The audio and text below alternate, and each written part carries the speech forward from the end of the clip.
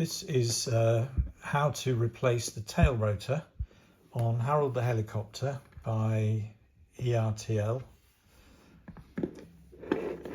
If yours is broken, you'll need to remove the old one first, and using a pair of cutters, or if you haven't got those, a nail clipper like this,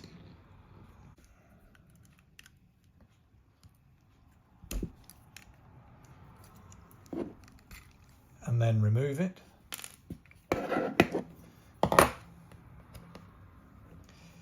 The new one, the 3D printed part, goes this way up, so it has a large hole in the top and a fairly flat hole on the bottom. Make sure you get it so that the pin goes through from the back, because the head of the pin needs to be in the large hole. The easiest way is to place it on the edge of a table and then press the pin down and through.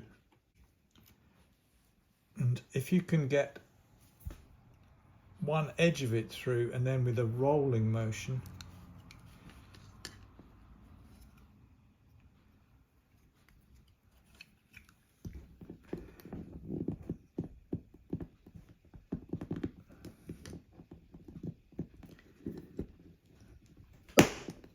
get the head right through the hole like that.